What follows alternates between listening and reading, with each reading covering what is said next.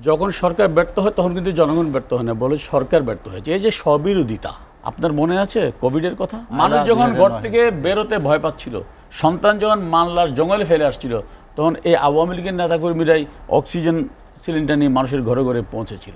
Aminul Islam director সাহেব বলছিলেন যে চতুর্মুখী ঝড়ের কথা বলেছেন তিনি কয়েকজনের নাম উল্লেখ করেছেন।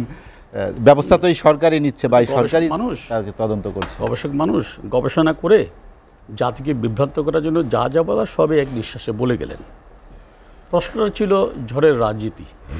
তিনি বলছেন সরকার যা করে সব জনগণ করে, খুব ভালো কথা বলেছেন। আবার যখন সরকার ব্যর্থ হয় তখন কিন্তু জনগণ ব্যর্থ হয় না, বলে সরকার ব্যর্থ হয়েছে। এই যে স্ববিরোধিতা, বেশি দূরে যাব না। 91 সালে বেগম জিয়া প্রধানমন্ত্রী ছিলেন, চট্টগ্রামের প্রলয়ঙ্করী ঘূর্ণিঝড় হয়েছিল, 1.5 লক্ষাধিক মানুষের মৃত্যু হয়েছিল।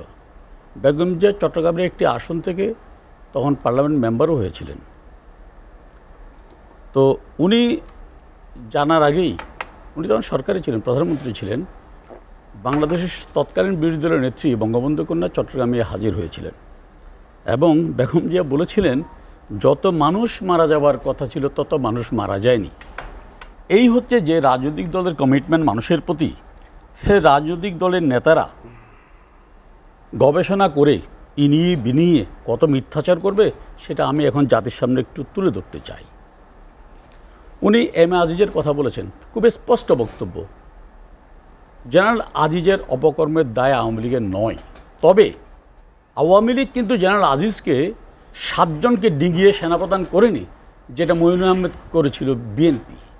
এখানেই বিএনপির সাথে আওয়ামী লীগের পার্থক্য। ইভেন সবসময় সেনাবাহিনী প্রধান, বিমান বাহিনী প্রধান, নৌবাহিনী প্রধান, পুলিশ প্রধান, এই বাহিনী পদগুলো রাজনৈতিক বিবেচনা হয়, কিন্তু সেখানে তারা 8-9 জনকে ডিগিয়ে যখন ক্ষমতা থাকে তখন সেনাপ্রধান বা বাহিনী প্রধান বানান।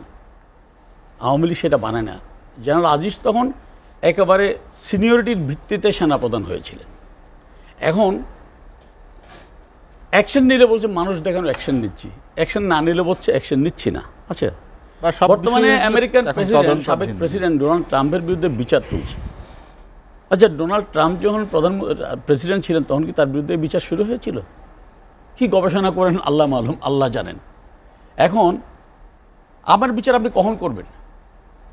আমার অপরাধ সম্পর্কে যখন জানবেন, জানার আগে কি বিচার করা সম্ভব? তাহলে তো পৃথিবী, জানার আগে যদি সমস্ত কিছুর বিচার করা যেত তাহলে তো পৃথিবীতে কোনো বিচারই থাকতো না, কোনো অপরাধই থাকতো না। কারণ তো জানার আগে সব আমি সমাধান করে ফেললাম, তাহলে অপরাধ হবে কোত্থেকে? তো এখন হচ্ছে কি, তারা সবসময় ধান ভাঙতে শিবের গীত গায়।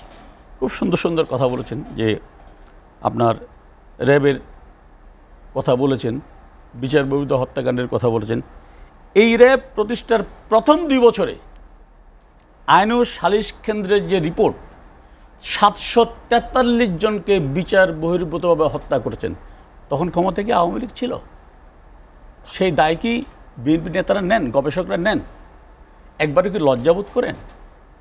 তারা জেনারেল আজিজের উপরে যখন আমেরিকান স্যাংশন দেয় তখন বলে আমরা লজ্জিত, কিন্তু তাদের ভারপ্রাপ্ত মহাসচিব, যিনি এখন বিদেশে পলাতক আছেন, ভারপ্রাপ্ত চেয়ারম্যান যিনি এখন বিদেশে পলাতক আছেন, 2007 সালের 30শে নভেম্বর আমেরিকান রাষ্ট্রদূত মরিয়ার্টি যখন আমেরিকান সদর দপ্তরে গোয়েন্দা রিপোর্ট পাঠান যে তারেক জিয়ার বিরুদ্ধে 3টি অভিযোগ, চাঁদাবাজি, দুর্নীতি এবং জঙ্গি পৃষ্ঠপোষকতা, সে একজন ভয়ঙ্কর লোক, তাকে যেন ভিসা দেওয়া না হয়, সেই লোকটি এখনও সেই দলের প্রধান, তাদের লজ্জাবোধ হয় না। জেনারেল আজিজ আওয়ামী লীগের প্রাথমিক সদস্য ওরা। আচ্ছা, গেল, সেটা না হয় বাদ দেন। তারা তুলসী দোয়া পাতা, গলা কাটা কামালের কথা মনে আছে আপনার? সন্ত্রাসী হিন্দুর কথা মনে আছে? ধরা পড়েছিল কার বাসায়? যুবমন্ত্রী কাশেম সাহেবের বাসায়। তারা আজকে জাতিকে নীতি জ্ঞান দেন যে তুলসী দোয়া পাতা সাজেন, যে এই তাদের আমলে কিচ্ছু হয়নি, এই দেশটা দুধ ধোয়া ছিল। ঝিন্টুর কথা মনে আছে আপনার? যুবদলের নেতা, মৃত্যুদণ্ডপ্রাপ্ত আসামি। জনাব মওদুদ আহমেদ যখন আইনমন্ত্রী সুইডেন বেড়াতে গিয়েছিলেন, ঝিন্টু তখন সুইডেনে থাকতেন, তাকে সাথে করে নিয়ে এসে 1 সপ্তাহের মধ্যে তা আবেদন করে তাকে মাফ করে মুক্তি দিয়েছিলেন। আর উনি যার কথা বলছেন জেনারেল আজিজের ভাই জোসেফ, 97-এর নভেম্বর মাসে গ্রেপ্তার হয়েছিলেন। আওয়ামী লীগ তখন ক্ষমতায়, সে ছাত্রলীগ করতো জোসেফ, তার বিরুদ্ধে অভিযোগ ছিল, সে কারণে আওয়ামী লীগ তাকে ছেড়ে দেয়নি। 2001 সালের 15 জুলাই যখন আওয়ামী লীগ ক্ষমতা হ্যান্ডওভার করে তত্ত্বাবধায়ক সরকারের কাছে, তখনও জোসেফ জেলখানায় 22 বছর ও জেল খাটল। অ্যাপিলেট ডিভিশন তার সাজা মৃত্যুদণ্ড থেকে কমিয়ে যাবজ্জীবন করলো। আচ্ছা জাহেদ, আপনি বলেন, যাবজ্জীবন দণ্ডপ্রাপ্ত একজন আসামি, এখানে একজন আইন প্রণেতাও আছেন সাবেক, 22 বছর জেল কাটার পরে পৃথিবীর দেশে দেশে তার সাজা তো এমনি মৌকুব হয়ে যায়, রাষ্ট্রপতি হিসেবে ক্ষমতাও চাইতে হয় না। এখানে তারা ডাল মে কুছ কালা খুঁজেন।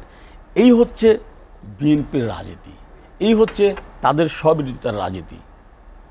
সরকার সব করবে, হ্যাঁ অবশ্যই দুর্যোগে সরকারের দায়িত্ব বেশি, অস্বীকার করার জায়গা নেই। এবং সরকারি মেশিনারিজ থেকে যেভাবে মানুষের কাছে কাজ করা যায়, কোনো রাজনৈতিক দল এককভাবে সেটা পারে না। কিন্তু রাজনীতি যদি মানুষের জন্য হয় সেটা পারে। আপনার মনে আছে আইলার কথা? তখন বঙ্গবন্ধু কন্যা কারাগারে ছিলেন 111-এর সময়, তিনি কারাগার থেকে সিডরের সময় তিনি কারাগার থেকে বলেছিলেন আমার মুক্তির মিছিল না করে মানুষের পাশে গিয়ে তাহলে। সেদিন আওয়ামী লীগ নেতারা জীবনের ঝুঁকি নিয়ে সিডরে গিয়েছিল। আপনার মনে আছে কোভিডের কথা? মানুষ যখন ঘর থেকে বেরোতে ভয় পাচ্ছিল, সন্তান যখন মানলার জঙ্গলে ফেলে আসছিল, তখন এই আওয়ামী লীগের নেতাকর্মীরাই অক্সিজেন সিলিন্ডার নিয়ে মানুষের ঘরে ঘরে পৌঁছেছিল।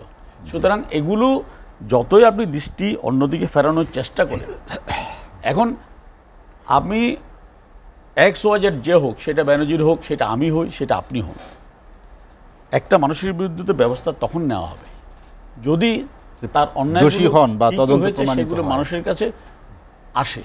এখন কোনো কিছুই আসার আগে কোন জাদু মন্ত্র বলে সরকার অথবা পৃথিবীর কোনো সরকার সেই ব্যবস্থা নিতে পারে, উনি যদি একটু বলতেন জাতির কাছে পরিষ্কার।